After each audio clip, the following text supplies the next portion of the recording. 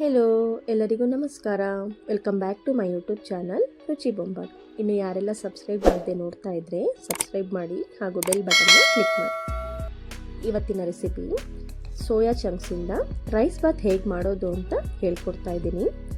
Soya chunks ತಿನ್ನೋದ್ರಿಂದ ಸಸ್ಯಾಹಾರಿಗಳಿಗೆ ತುಂಬ ಒಳ್ಳೆ ಪ್ರೋಟೀನ್ ಸಿಗುತ್ತೆ ಹಾಗೂ ಹೃದಯಕ್ಕೆ ತುಂಬ ಒಳ್ಳೆಯದು.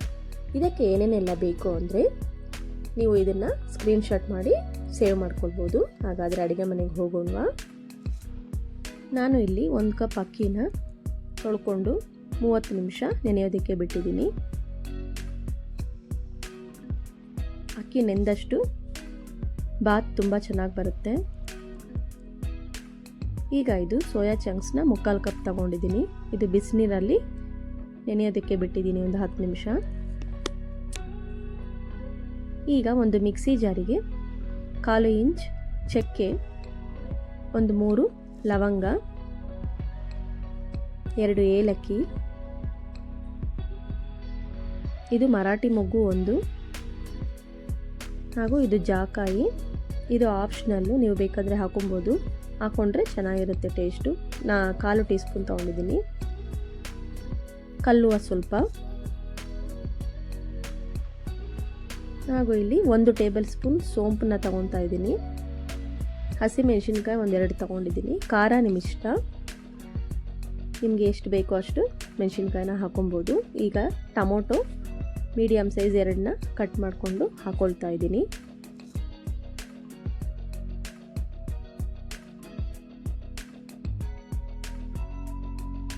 ಬ್ಯಾಡಿಗೆ ಮೆಣಸಿನ್ಕಾಯಿ 4 ಹಾಕ್ಕೊಂಡಿದ್ದೀನಿ.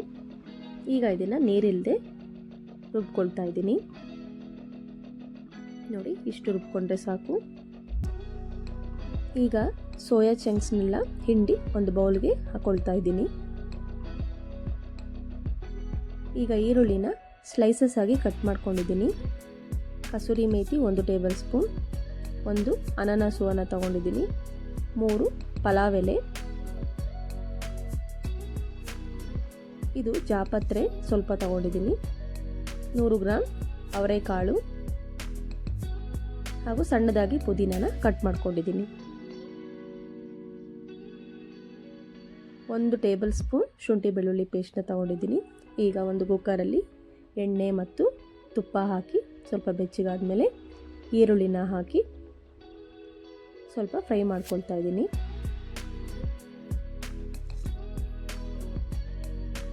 ಹತ್ತು ಸೆಕೆಂಡ್ ಫ್ರೈ ಮಾಡ್ಕೊಂಡಿದ್ದೀನಿ. ಈಗ ಇದಕ್ಕೆ ಪಲಾವ್ ಎಲೆ, ಜಾಪತ್ರೆ, ಕಸೂರಿ ಮೇಥಿ ಹಾಗೂ ಸ್ಟಾರ್ ಅನಾನಸ್ ಅಂದರೆ ಅನಾನಸ್ ಹೂವು ಮತ್ತು ಸಣ್ಣದಾಗಿ ಕಟ್ ಮಾಡ್ಕೊಂಡಿರೋ ಪುದೀನನ ಹಾಕ್ಕೊಳ್ತಾ ಇದ್ದೀನಿ. ಇದು ಒಂದು 10 ಸೆಕೆಂಡು ಸಣ್ಣ ಉರಿಲಿ ಫ್ರೈ ಮಾಡ್ಕೊಳ್ಬೇಕು. ಈಗ ಇದಕ್ಕೆ ಅವರೆಕಾಯಿನ ಹಾಕಿ ಒಂದು 10ರಿಂದ 20 ಸೆಕೆಂಡು ಫ್ರೈ ಮಾಡಿ ಸೋಯಾ ಚಂಕ್ಸ್, ಶುಂಠಿ ಬೆಳ್ಳುಳ್ಳಿ ಪೇಸ್ಟ್ನ ಹಾಕಿ ರುಬ್ಬಿರುವ ಮಸಾಲೆಯನ್ನು ಹಾಕಿ ಅರಿಶಿಣದ ಪುಡಿ ಮತ್ತು ಉಪ್ಪನ್ನು ಹಾಕಿ ಚೆನ್ನಾಗಿ ಫ್ರೈ ಮಾಡ್ಕೊಳ್ತಾ ಇದ್ದೀನಿ. 20 ಸೆಕೆಂಡು ಎಣ್ಣೆಯಲ್ಲೇ ಚೆನ್ನಾಗಿ ಫ್ರೈ ಆಗಬೇಕಿದು.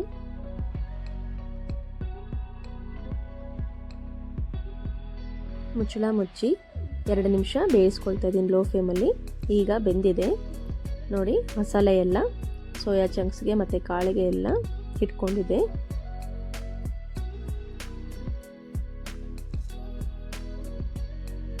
ಈಗ ನಾನು ಇದಕ್ಕೆ ಅಚ್ಚ ಖಾರದ ಪುಡಿ, ಧನಿಯಾ ಪುಡಿ ಹಾಕಿ ಮಿಕ್ಸ್ ಮಾಡ್ಕೊಳ್ತಾ ಇದ್ದೀನಿ. ಒಂದು 20 ಸೆಕೆಂಡ್ ಚೆನ್ನಾಗಿ ಮಿಕ್ಸ್ ಮಾಡ್ಕೊಳ್ಬೇಕು.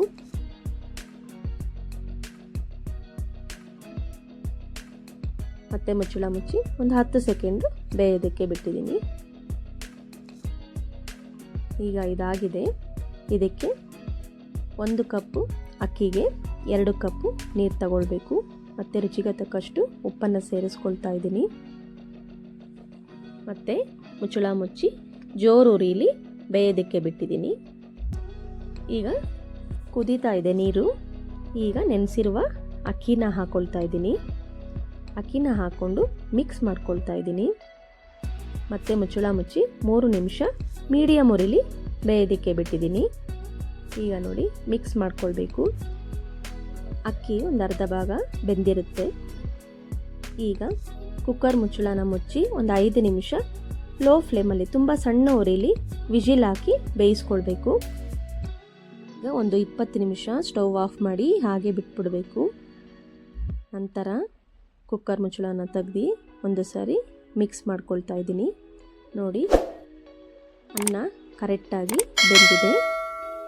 ಇದಕ್ಕೆ ಕೊನೆಯದಾಗಿ ನಿಂಬೆ ರಸ ಮತ್ತು ತುಪ್ಪನ ಹಾಕಿ ಮಿಕ್ಸ್ ಮಾಡಿ ಮುಚ್ಚಳ ಮುಚ್ಚಿ 1 ನಿಮಿಷ ಬಿಟ್ಟರೆ ರುಚಿ ರುಚಿಯಾದ ಸೋಯಾ ರೈಸ್ ಬಾತ್ ಸವಿಯಲು ಸಿದ್ಧ. ಇದು ಚಟ್ನಿ ಮತ್ತು ರಾಯ್ತಾ ಜೊತೆ ಸರ್ವ್ ಮಾಡ್ಬೋದು. ಮತ್ತೊಂದು ರೆಸಿಪಿಯ ಜೊತೆ ಮತ್ತೆ ಸಿಗೋಣ ಸ್ನೇಹಿತರೆ. Thank you for your time. Thank you for watching.